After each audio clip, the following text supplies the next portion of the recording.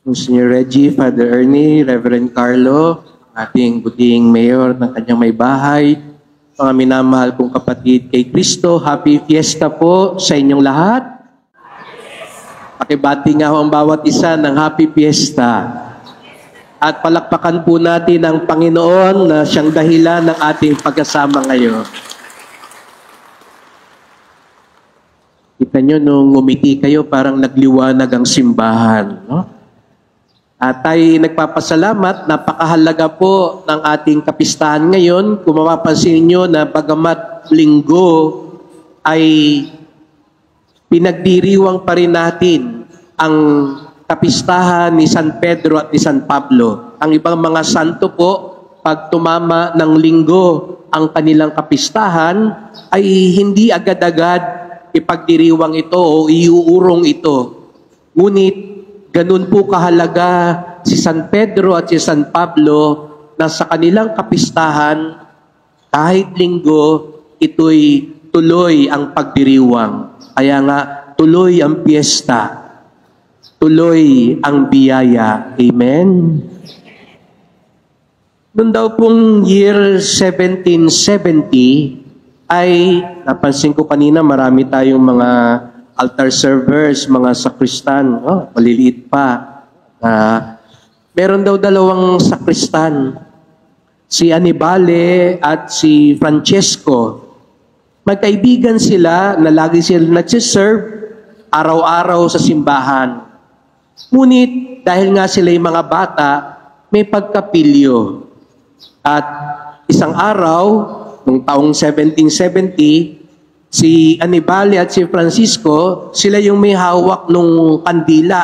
Para yung kaninang nandito, na may hawak ng kandila. Ngunit, nung mag-uumpisa na yung prosesyon, nagtatalo sila kung sino ang sakana ni Father. Kasi paniwala nila, yung nasa kanan, yun yung mas malapit, mas malakas. Kaya nagtatalo sila, sino ang sakanan ni Father. At hindi sila magkasundo. Kaya nung magsisimula na yung prosesyon, nagkakagirian sila. At gano'n na nga, noong una, simpleng girian, simpleng tulakan, maya-maya nagkapikunan na at si Francesco, hinataw niya nung kandelero si Annibale. Kaya nagulat yung mga tao, katulad nyo ngayon, biglang napatingin sa likod, nakita nila yung dalawang bata nag-aaway. At duguan na sa ulo si Annibale. At nagalit na nga yung mga tao. Siyempre, andun yung mga manang. Sabi ng mga manang, alisin na nga yung mga batang yan. Kay lilikot, kay gugulo.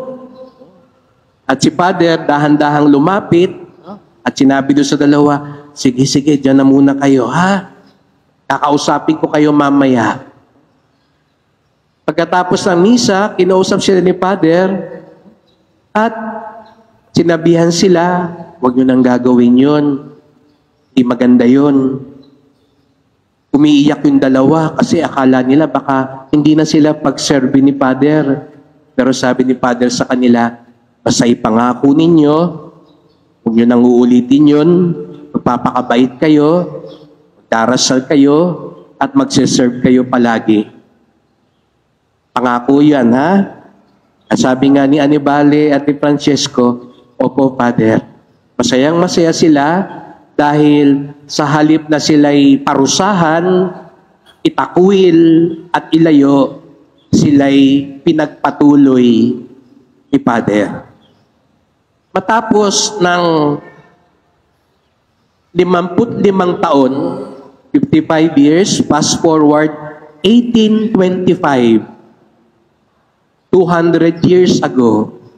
Ngayon, 2025, ano po yung pinagdiriwang natin ngayon 2025 sa buong simbahan? Ano tawag sa taon na ito sa simbahan? Taon ng pag-asa. Ang tawag dito ay Jubilee Year. Dahil tuwing 25 years ay ipinagdiriwang ang Jubilee Year. Kaya nung 1825 ay may Jubilee Year din. Katulad ng nangyayari ngayon sa atin. At kung napanood ninyo, nung buhay pa si Papa Francisco, nung Disyembre, ano raw yung ginawa ni Papa Francisco? Binuksan niya yung Jubilee Door. Kaya marami nagpupunta ngayon sa Roma. No? May mga kapatid tayong mga pari, nasa Roma, nagdiwang ng Jubilee of Priests. Dumaan sila ro sa Jubilee Door. At nung panahon na yon, kapag binubuksan ng Jubilee Door, ang Santo Papa ay nandoon at yung mga lumang ritual ay pinupokpok ng martilyo yung pintuan para bubukas. Noong 1825, ang Santo Papa noon ay si Papa Leon. Leon din ang pangalan niya. Leon ika-12. Ang Papa natin ngayon ay si Leon ika-14. Si Papa Leon ika-12, nandun na siya sa gitna. Bubuksan na niya yung pintuan, yung Jubilee Door. At sa tradisyon ng simbahan, may kardinal na lalapit na mag-aabot sa kanya ng martilyo na ipupukpok doon sa pintuan. Si Papa Leon, 12, ay si Annibale, yung sakristan, nung 770 na mapilyo at malikot. Siya yung napukpok sa ulo. Tumingin siya sa kanan niya, nakita niya yung kardinal, iaabot sa kanya yung martilyo. Sabi niya ro sa kardinal, magdahan-dahan ka ha? Kasi yung kardinal na yun naman si Francesco. Yung kasama niyang sakristan, yung namukpok sa kanya. Kaya siguro kinabahan siya na may hawak ng martilyo, yung bumukpok sa kanya, 55 taon na ang nakakaraan. At yun ngang si Francesco, matapos ng 4 na taon, siya naman ang humalili bilang Santo Papa, si Pio ika-8. Sinong mag-aakala na yung 2 pilyong sakristan na yun, na halos magsapakan, magiging Santo Papa ng simbahan. Yan, kaya mga brothers, yan, malay nyo, baka may maging Santo Papa sa mga ito. Kaya huwag nyo kagad kagagalitan, no? Pagsabihan nyo lang, no? Pero baka may pag-asa pa naman. Kaya babait din, no? Pero sino mag-aakala na mga ganong bagay ay mangyayari sa kasaysayan dahil na rin sa awa ng Diyos. Tagumpay ng awa ng Diyos. Napag-uusapan lang din yung ganyan, naalala ko tuloy nung ako po'y nasa Quiapo, kapag darating ang pinaghahandaan na po sa panahon ngayon, yung kapistahan sa Enero. Ngayon pa lang ho, pinaghahandaan na yon. At ako'y nagpupunta po sa iba't ibang mga sangay ng pamahalaan. Sa Army, sa Navy, no, lahat po yan kailangan puntahan. Kapulisan, NBI. At pag ako humihiling, napansin ko po, yung iba pong mga opisyal, ang bilis. Ang bilis tumango. Father, sige, areglado po yan. Kailangan po namin kasi sa prosesyon, sa translasyon, areglado po yan, Father. Nagugulat po ako na hindi ako nagdadalawang salita.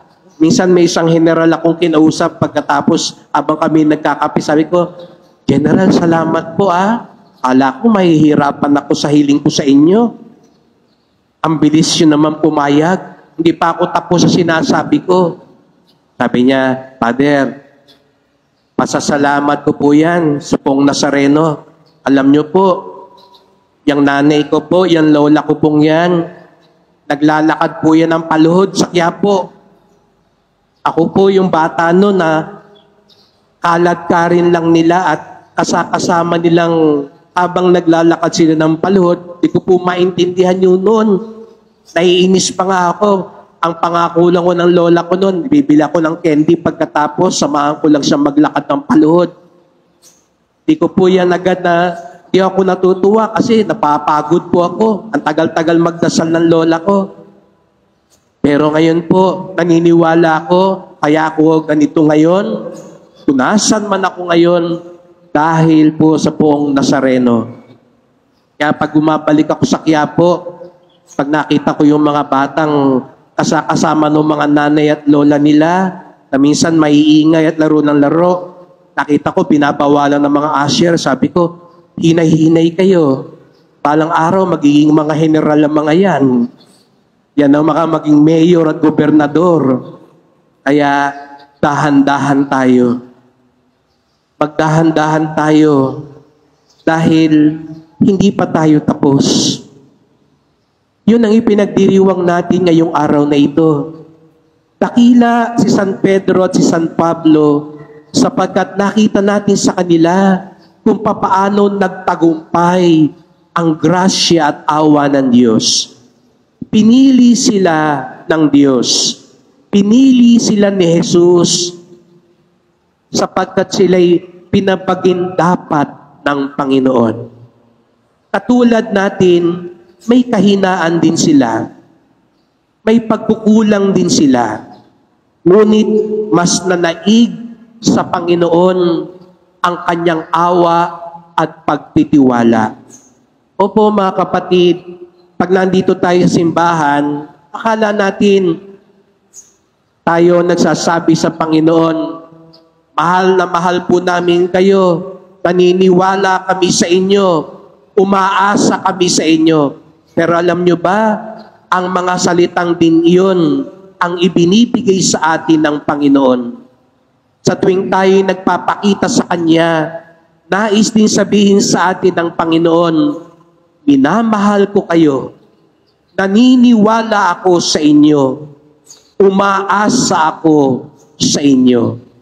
Sapagkat ang unang nagmamahal at unang umaasa ay ang Diyos. Kaya nga napagtagumpayan ni San Pedro at ni San Pablo ang kanilang nakaraan dahil pinanghawakan nila ang tiwala at pag-asa ng Diyos. Pagamat hindi karapat-dapat, pagamat may kakulangan, pinapagindapat sila ng Diyos. At ito yung hiling sa atin, mga kapatid, na tayo rin, hayaan nating dugtungan ng Diyos ang ating buhay. Minsan, sinasara na natin, tinutultukan na natin ang ating buhay. Alam niyo, madalas na bulong ng demonyo sa atin, wala ka ng pag-asa, kanyang ka na lang, hindi ka na magbabago. Yan ang madalas na bulong ng demonyo sa atin. Kahit anong gawin mo, kanyang ka na lang. Hindi po totoo yun. Si San Pedro at si San Pablo mismo magpapatunay sa atin na magtatagumpay kung papahintulutan lang natin, magtatagumpay ang awa, grasya, pag-asa at pag-ibig ng Diyos. At dahil doon, sila'y namuno ng may katapatan at buong tapang hanggang sa dulo ng kanilang buhay. Hanggang sa ialay nila ang kanilang buhay. Sino mag-aakala na yung dating nagtatwa sa Panginoon ng 3 beses, sino mag-aakala yung kumaripas ng takbo at iniwan si Jesus nung siya'y nakabayubay sa krus? Sinong mag-aakala na yung dating umuusig sa mga Kristiyano, sino mag-aakala na ang dalawang ito ngayon ay mga haligi ng simbahan? Tinitingala natin bilang mga maningning na halimbawa ng mga kaibigan ni Kristo. At tayo rin, sabi nga ng Panginoon, mula ngayon, kayo'y tinuturing kong mga kaibigan. Hindi ko na kayo alipin kung hindi mga kaibigan. At tayo rin ay kaibigan ni Kristo. At kung tayo tunay na kaibigan ni Kristo, hindi tayo susuko, hindi tayo hihinto. Maniniwala tayo lagi sa Panginoon na naniniwala at umaasa sa atin. Lahat po tayo may nakaraan. Lahat tayo may mga anino ng kasalanan. Ngunit higit ang liwanag ng awa ng Diyos upang ito'y itaboy, upang katulad ni San Pedro at ni San Pablo, tayo'y tumindig, magpatuloy sa pagsunod kay Kristo. Nawa sa ating pamayanan, humugot tayo ng inspirasyon sa kanila upang sa ating pagpapatuloy, hindi lang mabuhay ang pag-asa, tayo rin maging kasangkapan ng pag-asa sa marami pang tao. Malay mo, yung kapitbahay mo, yung kamag-anak mo, yung kakilala mo, na dinadagdagan mo ng pasensya, malay mo, ang mga yan, maging dakila at banal din, at yan pa ang tutulong din sa atin, papalapit kay Kristo. San Pedro at San Pablo, ipanalangin niyo kami.